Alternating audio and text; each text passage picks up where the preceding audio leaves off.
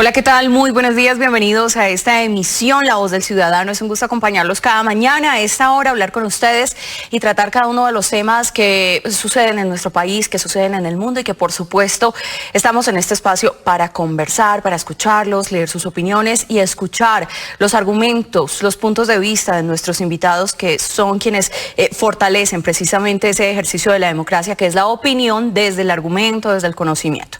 Soy Johanna Herrera y veamos qué pregunta vamos a estar tratando el día de hoy, en la cual ustedes van a estar participando. ¿Por qué cree que existe tanta violencia intrafamiliar, violencia en los hogares?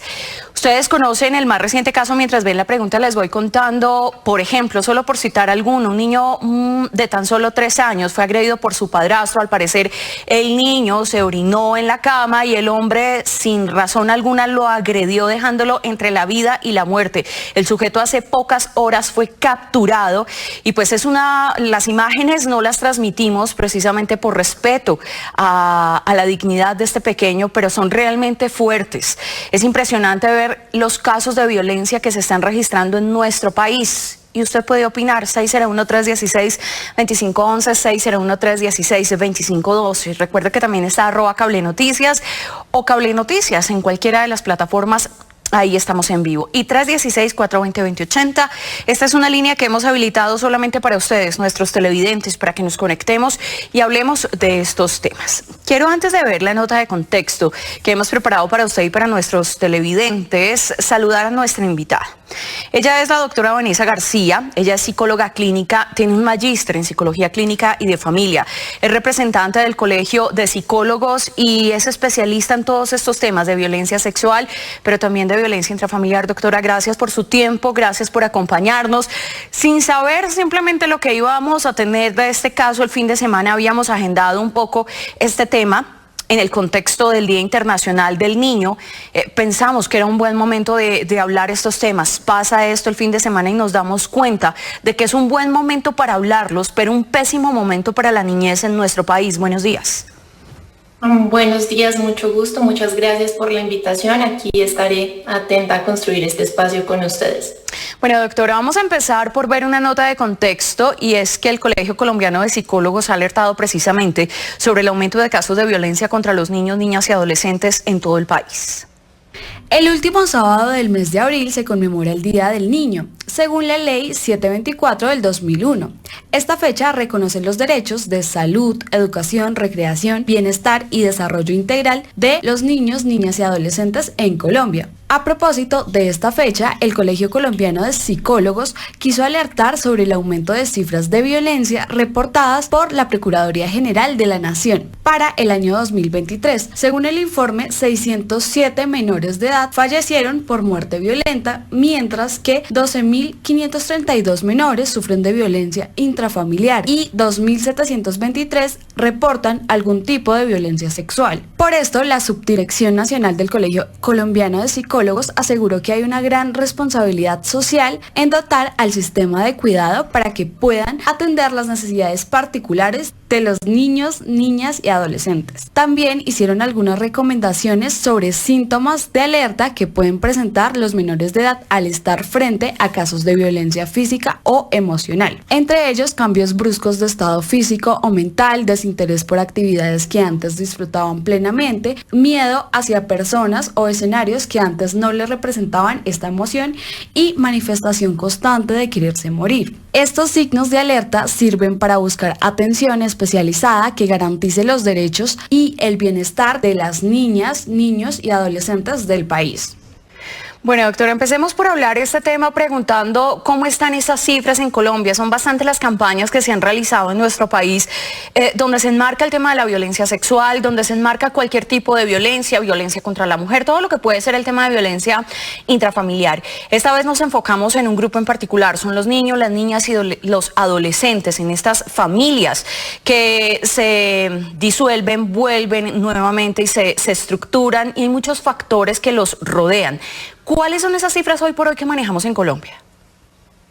Listo, el reciente análisis del Instituto Colombiano de Medicina Legal nos dio una cifra alarmante y es que aproximadamente 2.700 casos en lo que llevamos de enero y febrero del 2024 se han registrado de abusos físicos, violencia sexual en niños, niñas y adolescentes. 300 corresponden a hombres y el restante a mujeres entre los 0 y los 17 años de edad. Entonces son alarmantes las cifras porque han ido aumentando significativamente. ¿Cuáles pueden ser los casos, los detonantes en nuestro país? Volvemos al ejemplo, el tema del padrastro. A veces culpamos a la mamá porque no sabe buscar a la nueva pareja, porque no sabe cómo es el hombre que le pone de nuevo papá a sus hijos, pero siempre está la pregunta, bueno, ¿dónde está también esa paternidad? ¿Qué pasa con esa estructura? Hablemos un poco de esos factores que tiene que enfrentar un niño, una niña, cuando la mamá decide rehacer su vida. En muchos casos, por ejemplo, fue el padrastro quien lo agredió de esta manera tan brutal, tan desproporcionada, que tiene al niño en una situación muy grave. ¿Cuáles son esos factores que tiene que vivir nuestra niñez?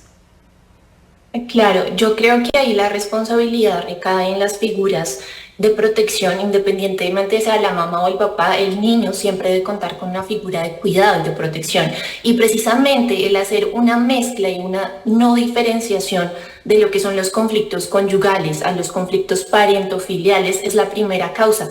Los padres deben saber diferenciar cuáles son esos espacios en los cuales resuelven estas situaciones que están aquejando a la pareja y cuáles también involucran a los menores. En este caso puntual, lamentablemente es una falla de pareja que debió resolver la mamá inicialmente. Si la mamá puede entender que está siendo violentada, pues podemos hacer una hipótesis que también va a violentar a su círculo cercano. Entonces, la responsabilidad recae primeramente en los padres. Los padres son quienes dan acceso a ese círculo tan íntimo que se debe preservar y cuidar, y es el acceso a nuestros menores. Doctora, ¿cuáles son los signos de alerta, los signos de alarma frente a estos casos de violencia intrafamiliar? Es muy habitual que cuando un niño o una niña presenta este tipo de violencias, pues también es que en el papá, en la mamá o en las personas que están al cuidado tampoco es que haya algo muy bien. Muy raramente un hijo creado en el amor, creado en una estructura de cuidado, de protección, de todos estos valores va a enfrentar este tipo de violencias. Más bien es como un efecto colateral de algo que no se ha cuidado en papá, mamá o quienes estén al cuidado.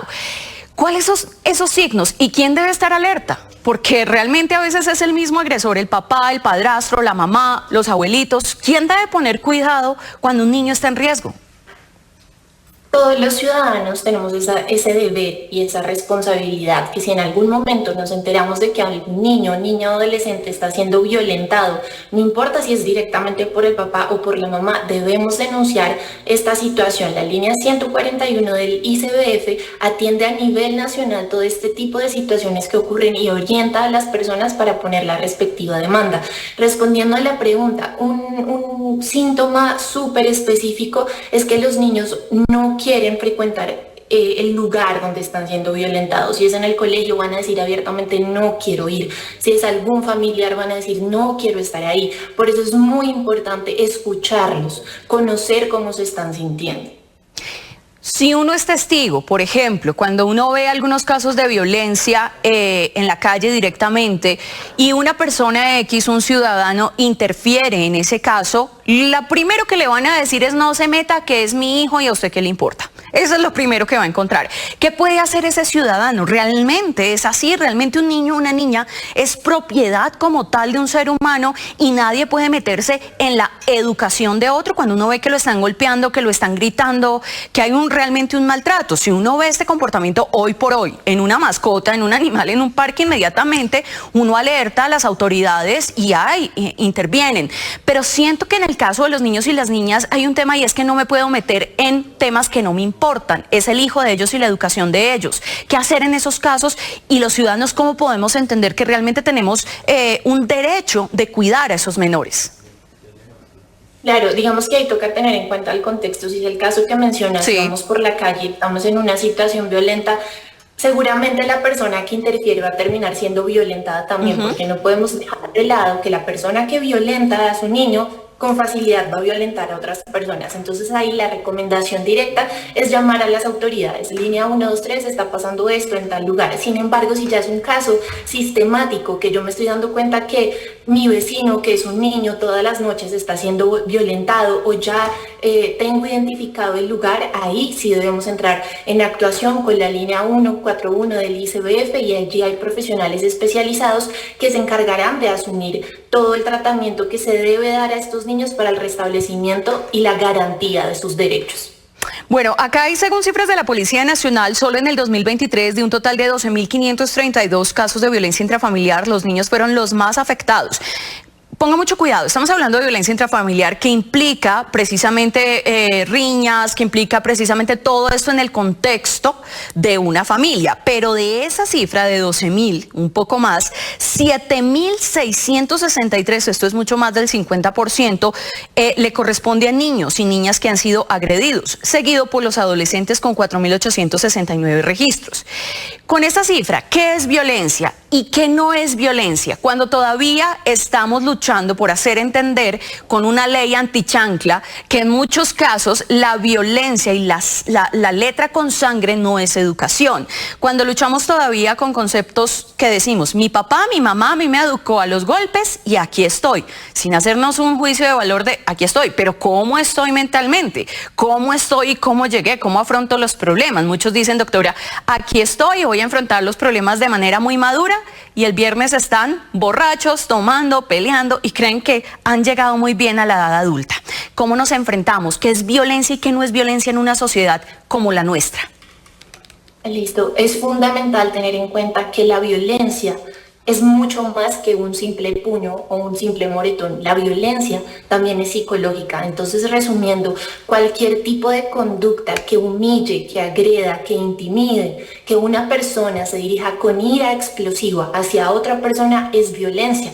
Violencia psicológica es una violencia que no es visible, pero que es mucho más dañina que la misma violencia física. ¿Por qué? Porque donde se ve la violencia física, es importante saber que la violencia psicológica ya existía. Entonces, resumiendo, violencia también es intimidar, humillar, gritar, menospreciar y amenazar. Bueno, por acá algunos comentarios. Marce dice, por eso debemos ver qué padrastro le vamos a colocar a nuestros hijos. Raro el padrastro bueno que salga. Eso era antes, que los padrastros salían buenos, pero ya hoy día no. Yo soy madre soltera de una niña de 6 años y yo vivo para mi hija. Y lo mejor que prefiero es darle amor a ella y no colocarle a nadie de padrastro. Betty escribe, ese no merece que le hagan juicio, merece llevarse directo a la cárcel. Betty coloca, que Dios cuide a nuestros niños y se recupere este niño muy pronto. Más televidentes, ¿dónde está la mamá del niño en este momento? Hablemos precisamente de estos casos también en nuestro país. Los niños que son víctimas, que sienten que son violentados, pueden acudir a quién. A veces uno siente que los niños tienen una percepción de soledad. Veo, por ejemplo, las familias dicen, no, si el que me agrede es mi mamá o mi papá, o el que me agrede es mi padrastro, mi mamá no le va a hacer caso a lo que yo diga porque, pues, por supuesto, primero es él. Tristemente así lo piensan.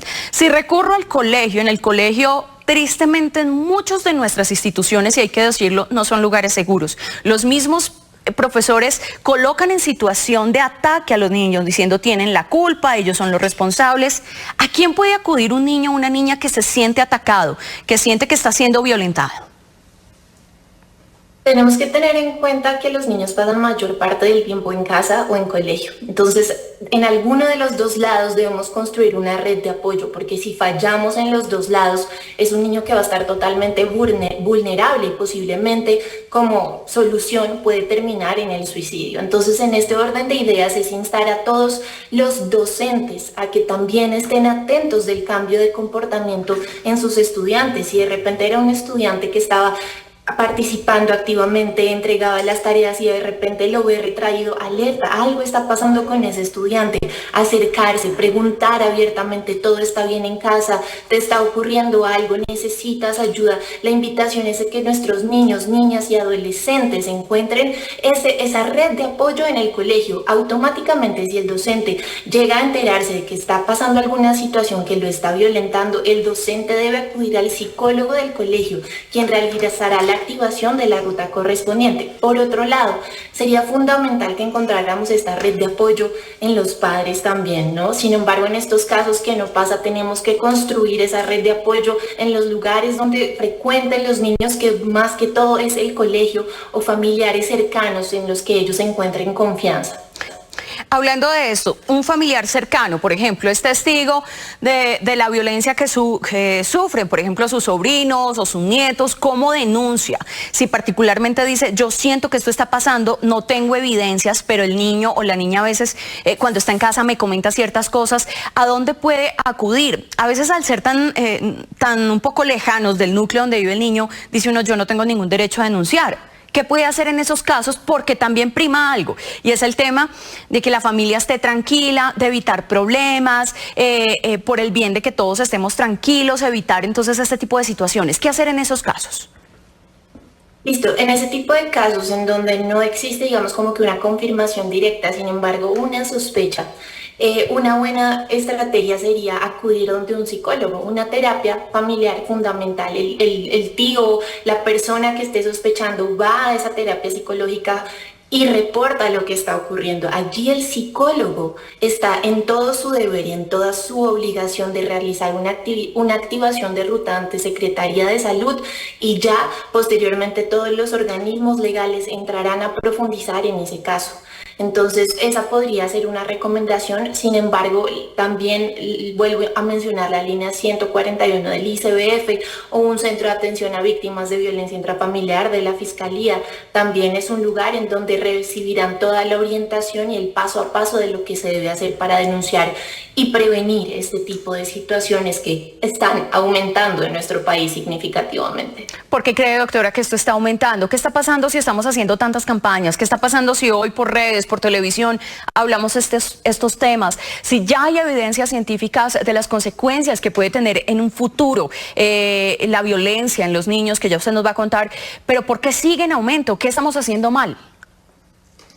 Yo creo que esto tiene que ver de generación en generación. Posiblemente aquel padrastro que violenta a aquel niño muy seguramente fue alguien que también en su infancia fue violentado. Empezamos a normalizar como sociedad que la violencia es la estrategia para solucionar. Un adulto que violenta es un adulto que no sabe regular sus emociones de frustración, sus emociones de ira. Entonces posiblemente estamos fallando en habilidades en solución de problemas, en manejo de emociones, en comunicación. Y como mencioné anteriormente, esto se repite de generación en generación. Entonces tenemos que intervenir directamente en prevención, en educación, en concientización de la importancia de lo que es asistir a una terapia de salud mental cuando las personas sentimos que el problema de pareja que estamos vivenciando está superando nuestra capacidad. Bueno, acá hay unos comentarios también de nuestros televidentes sobre el tema de hoy, y escribe Sofía Villegas: las madres son las únicas culpables por confiar el cuidado de sus hijos a toda clase de personas. Escribe Anli: las madres sin escrúpulos, por no decir otras palabras. River escribe: las perlas no hay que echarlas a los perros. Y Ovidio coloca: así es, las madres son las culpables de una persona que no sabe de dónde viene, para dónde va, y se desprenden fácilmente de los hijos. Doctora, ¿qué piensa usted de estos comentarios donde de una u otra forma siempre hay una responsabilidad hacia la maternidad o hacia quienes tienen en custodia a los niños? Claro, como mencionaba anteriormente, la principal responsabilidad es de la madre o el padre que da acceso directo a una pareja, a su círculo donde están los menores. Sí, la invitación es que si van a convivir con otra persona, se cercioren y se aseguren de que es una persona que no va a violentar a sus niños. Si ellos en su trato de pareja se sienten violentados, como mencionaba anteriormente, es más que obvio que van a violentar no solamente a la pareja, sino a sus hijos también. Entonces la invitación acá es a tener una conciencia, un punto crítico para cuidarnos en cuanto a qué persona vamos a elegir como un compañero de vida, que tiene que apoyarnos, tiene que respaldarnos y tiene que ayudarnos a ser mejor persona, no al contrario destruir emocionalmente todo lo que somos y también lo que más le duele a un padre, que son sus hijos, violentarlos y dañarlos. Sin embargo, si el cuidado de los progenitores no está activo, pues literal es dejarlos expuestos a la vulnerabilidad de la sociedad. Bueno, doctora, quiero que hablemos un poco de las consecuencias que puede tener en el ser humano la violencia a temprana edad.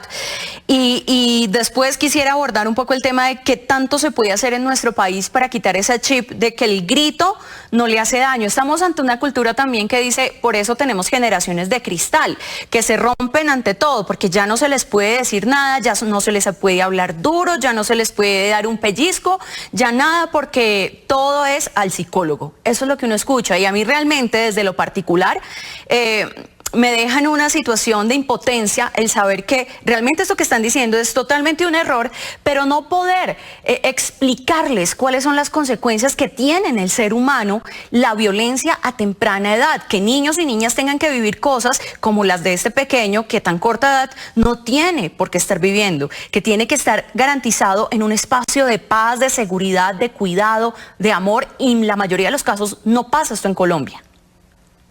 Listo, los efectos que podemos encontrar, como mencioné, desregulación emocional. Esto tiene una alta incidencia en consumo de sustancias psicoactivas, en involucrarse en actos delincuenciales, en relaciones sexuales prematuras y en seguir repitiendo generacionalmente la cadena. También un daño inmenso a la autoestima, en la medida que yo empiezo a normalizar, si a mí de casa, si a mí de pequeñito, crónicamente me maltrataban, me pegaban, me insultaban, pues ese es el normal y ese es el común vivir. ¿Cómo no voy a aceptarlo o normalizarlo cuando entre a construir una relación de pareja? ¿O cómo no voy a fácilmente pegarle a mi compañero en el colegio si papá o mamá me pegan, por ejemplo?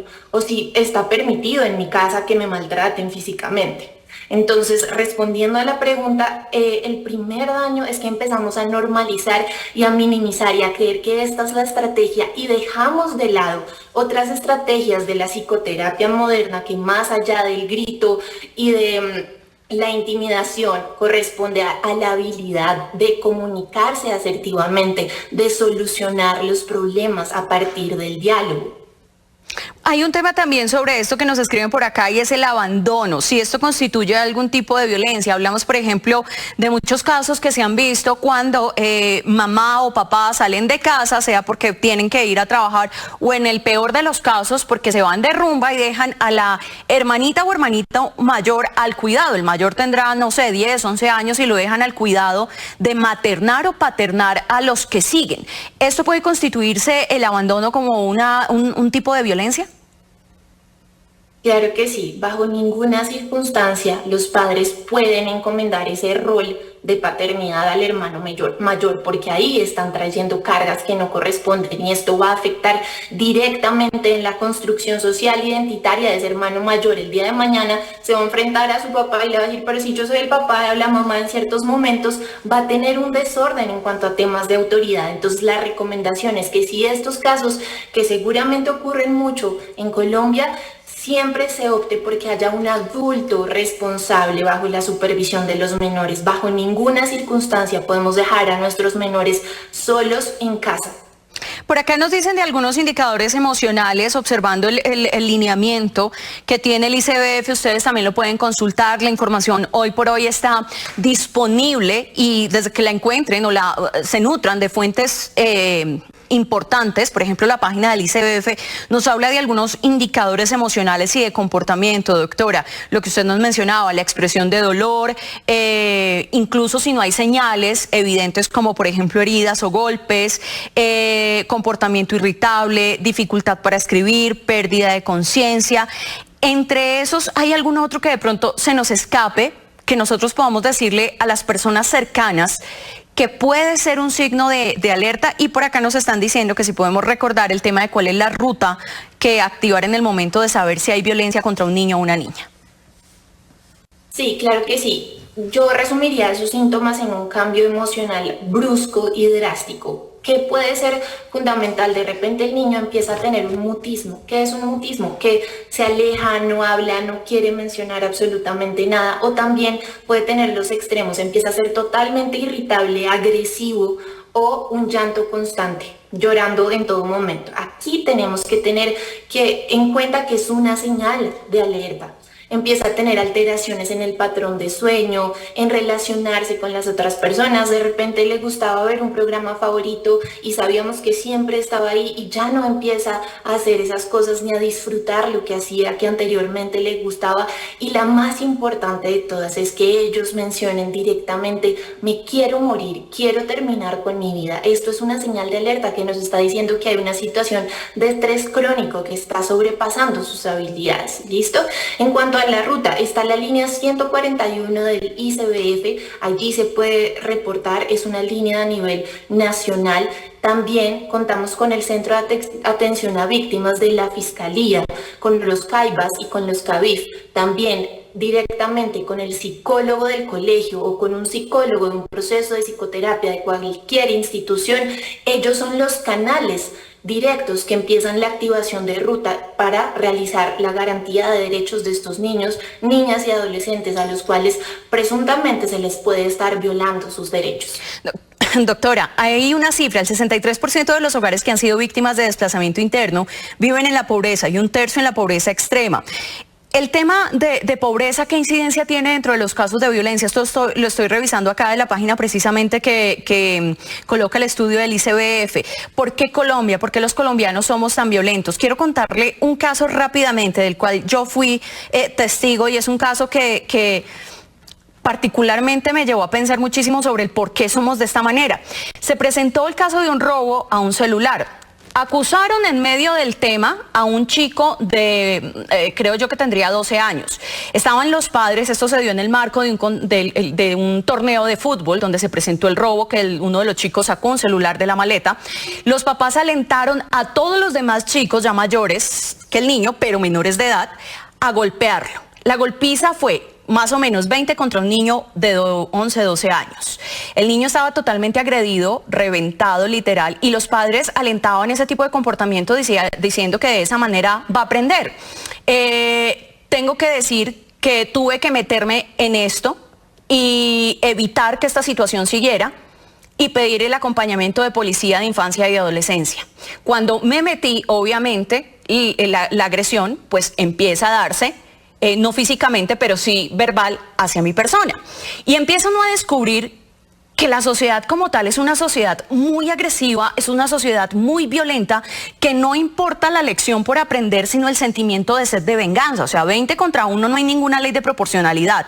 Y contra un niño que ya está herido, que está en una situación tan grave, en un contexto donde se supone que son todos padres, no estamos en la calle, no estamos en una calle o ante un expendedor de drogas, es una situación muy dura. El niño gritaba, pedía agua y los mismos adultos se la negaban. ¿Qué podemos leer de esto como sociedad? Lamentablemente se está enseñando, según el caso que mencionas, que la violencia es la estrategia y es la ruta adecuada para corregir y para educar. Y hoy yo quiero dejar el mensaje a todos los televidentes que la forma a la cual los invito es que criemos desde el respeto y desde el amor, no desde la intimidación, desde la humillación, porque si bien podemos generar un trauma en el menor de que a partir de la situación que vivió nunca más va a volver a hacer eso, eso no es ético, eso genera un daño que puede perdurar hasta que la misma persona fallezca a lo largo de toda su vida y puede desencadenar diferentes trastornos mentales. Entonces, que empecemos a tener esa herramienta de concientización, que la educación, que la crianza respetuosa desde el ejemplo es la alternativa, la solución de problemas, la comunicación asertiva y la educación más que todo, porque posiblemente en ese contexto que tú mencionas, a esos padres se les educó de tal manera.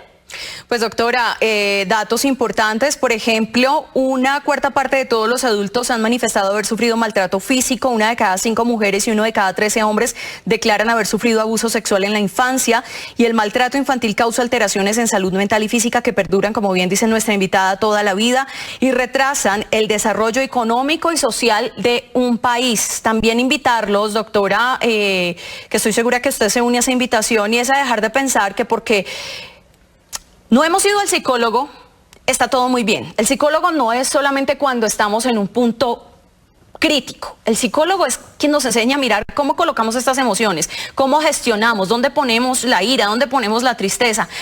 Hoy por hoy, gracias a Dios, se habla muchísimo de este tema y muchos somos los que acudimos para que nos enseñen.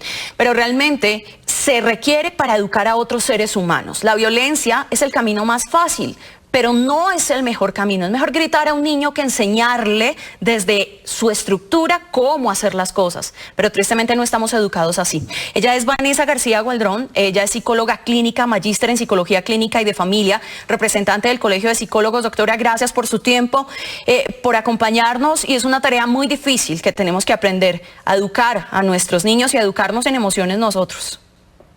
Muchas gracias por este espacio, que estén muy bien. Bueno, pues ustedes, nuestros televidentes, muchísimas gracias. Los dejamos precisamente con esta nota de contexto de lo que ha sido el aumento de violencia intrafamiliar para nuestros niños en los últimos años. El último sábado del mes de abril se conmemora el Día del Niño, según la Ley 724 del 2001.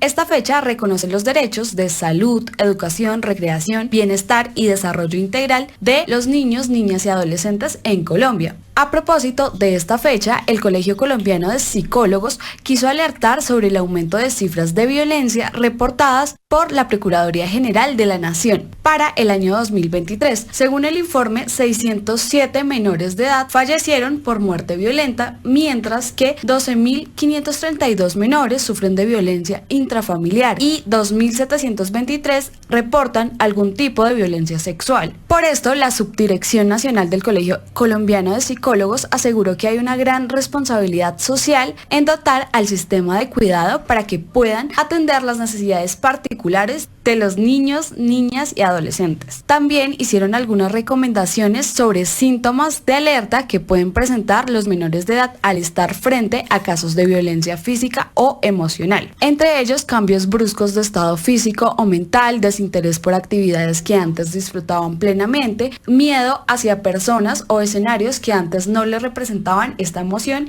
y manifestación constante de quererse morir. Estos signos de alerta sirven para buscar atención especializada que garantice los derechos y el bienestar de las niñas, niños y adolescentes del país.